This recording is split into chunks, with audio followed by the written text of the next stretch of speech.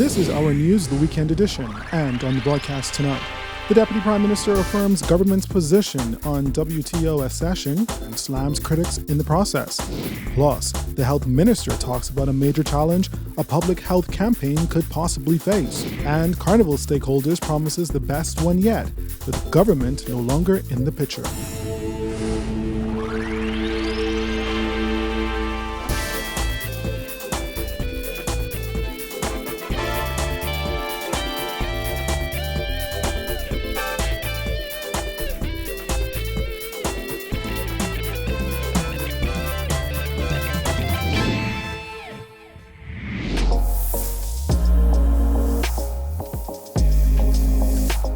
Our news is brought to you by Alive.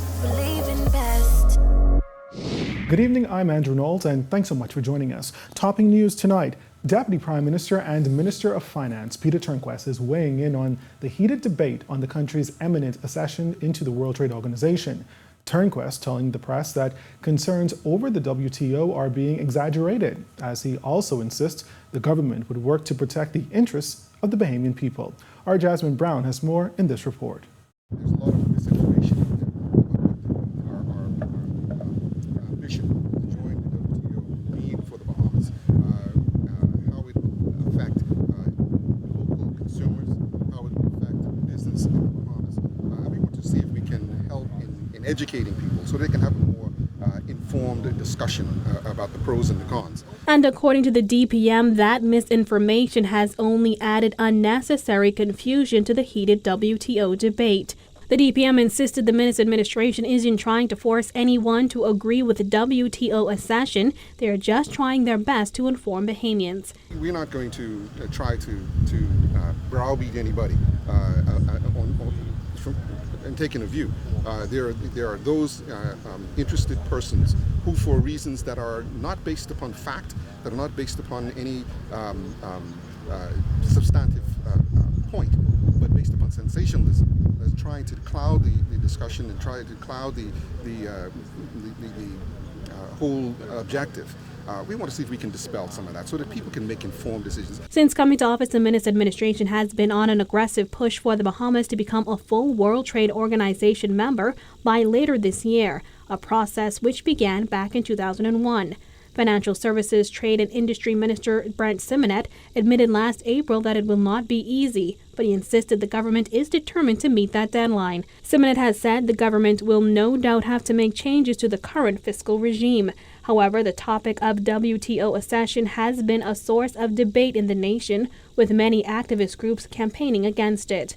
Turnquest responded to those smear campaigns. For all those who want or seek to inform, be reasonable. Don't seek to sensationalize or play to people's base fears. Be reasonable, come out, ask your question, get the facts, so that we can all be informed, and together as a country, we can make the right decision for the betterment of all of our people. The Minister administration has appointed former Cabinet Minister Shavargal Lang as chief WTO negotiator. Lang has said the push for full World Trade Organization membership will bring structure to tariff-cutting trends. Reporting for our news, I'm Jasmine Brown. All right, thanks a lot, Jasmine. With health officials confirming the first case of measles in the Bahamas in over 20 years, a public health campaign has been launched to ensure that vulnerable groups are vaccinated against the disease. However, that may prove challenging if individuals join a growing number of people refusing vaccinations around the world. Our Jared Higgs tells us more. As a 4-year-old European child recovers from a confirmed case of measles, health officials are on high alert as they attempt to quickly increase the number of people living in the Bahamas with vaccination coverage. Sands acknowledged that a growing trend of rejecting vaccinations is troubling. However, he doesn't believe the practice is widespread in the country. Certainly, there are isolated instances of individuals who are very vociferous about either vaccine resistance or vaccine refusal. But to my knowledge, there are no large pockets. That said, we have seen, for various reasons, the vaccine coverage drop over the last 5 to 10 years. Sands addressed a growing belief that vaccines cause autism, describing the assertion as totally false and fake news. The first confirmed case of measles in the Bahamas since 1997 corresponds with an increase in cases throughout the world. Sands partly blames the breakdown of public health infrastructure in Venezuela for the rise in cases. So the United States, the Philippines, you've had outbreaks in Canada, Europe. We have spoken previously about the breakdown in infrastructure and civil society in Venezuela. With the migration of more than 3 million persons out of Venezuela and the full breakdown of their public health system, the expectation was that we would see in the surrounding countries and in the region of the Americas an increase in vaccine preventable illnesses. And unfortunately, we have seen this happen. So how can the Bahamas increase its vaccination coverage? Is it as simple as ensuring that every child born in a hospital is vaccinated? The health minister says no. So there's a national schedule of a number of vaccines required, and the schedule, which you can find on the government website. It outlines the various immunizations, including polio, measles, mumps, rubella, HPV, hepatitis, influenza, and on and on and on. The MMR is typically started at 1 year. So the challenge for completing the vaccination schedule is to ensure that a baby who would get their early vaccinations continues throughout childhood. In 2018, 150,000 people died from measles. Most of those deaths were infants in Asia and Africa. Reporting for Our News Weekend, I'm Jared Higgs. Well, Bahamas Power and Light is set to conduct mass disconnection exercises in Family Islands located in the southern Bahamas. The move could leave hundreds of residents with overdue balances in the dark. BPL's chairman, Dr. Donovan Moxey, confirmed the disconnections will start next month for those customers whose accounts are 60 days in arrears and owing $300 or more. Where we are right now is this. As BPL, from a policy standpoint, everybody's been informed that any account that's 60 days or more past due with a balance of $300 or more, it is subject to disconnection. Now, one of the issues that we face as BPL is sometimes you have situations where customers have been allowed to continue on for months and months and months without making payments. For us, that's detrimental to both BPL as well as to the customer. And so what we're trying to do is bring some structure around our policy. Moxey says those disconnections begin on March 15th. What we're looking to do is make sure that the public understands what BPL's policy is, and everybody does the best they can to adhere to that policy. And like I indicated earlier, we're also working on options for our customers to be able to better pay their bills as well. And so we want to have a really good comprehensive strategy around helping our customers pay their bills. The BPL chairman's comments came in the wake of BPL launching a media campaign to advise customers that mass disconnections are coming. Over the past week, several notices have appeared in local dailies telling residents of Exuma, Ragged Island, and Maikal of BPL's disconnection plans. What we would have seen is information that's gone out to folks in the public, because the newspapers are the biggest way to get the information out. That listen, if you have a balance that's more than 300, and if you're 60 days or more in arrears, as per our policy, that you are now a candidate for possible disconnection. And so we just want customers to be aware of that. As for the number of households that are currently disconnected from the power grid, Moxey said he did not have those figures.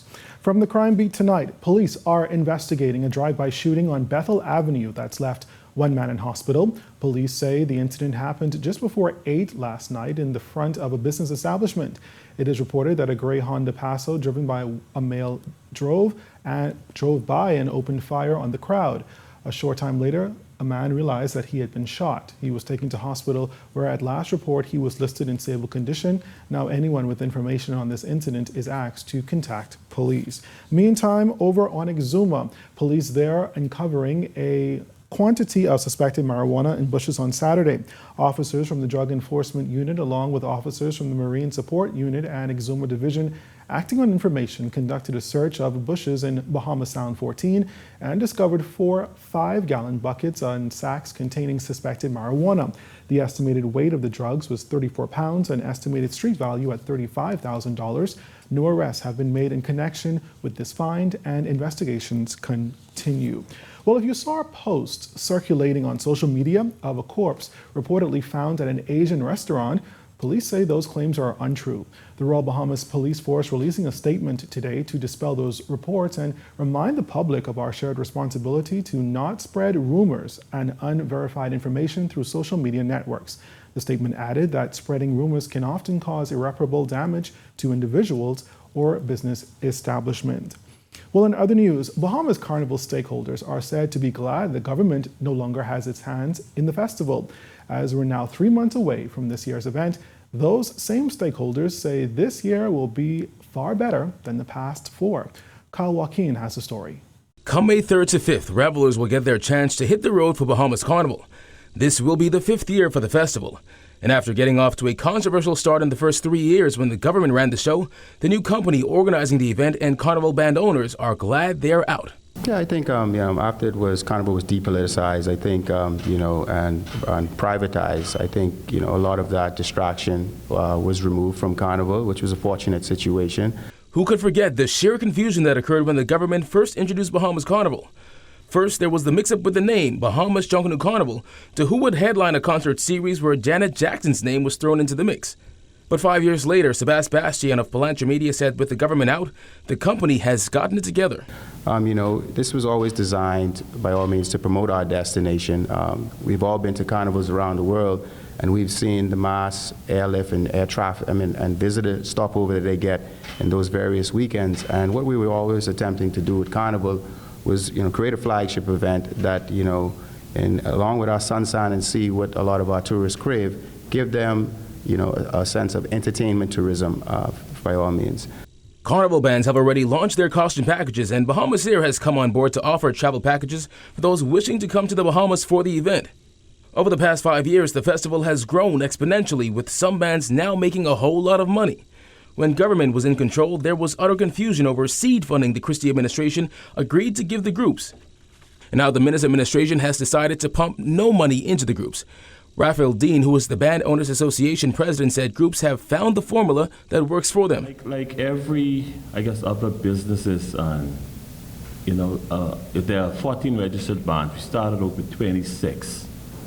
So we have lost a few bands along the years, but that happens with small businesses. But from year 1 to now, every year there is a tremendous increase, there's tremendous interest. There are some bands that are turning an enormous profit at this time.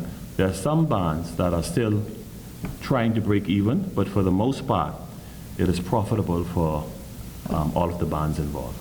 The concert series is back and will include Destra, Bungie Garland, and Machel Montano. However, no headliner has been announced.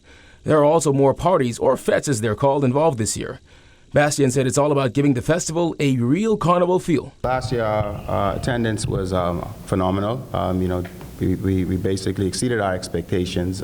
This year, we're expecting to even increase on those numbers. And, it's all about the experience and really giving the revelers what they're here for. This is a weekend of festivities, to get wet, fet, have a good time, experience the music, experience the culture. And, we're going to infuse as much of our culture and as possible, and mix that in with the international acts and give our revelers and concert goers exactly what they're looking for. For Our News, I'm Kyle Joaquin. All right, thanks a lot, Kyle. Well, still ahead tonight, the Bahamas National Trust receives a special donation towards its conservation campaign. That story and more when Our News, the weekend edition, returns.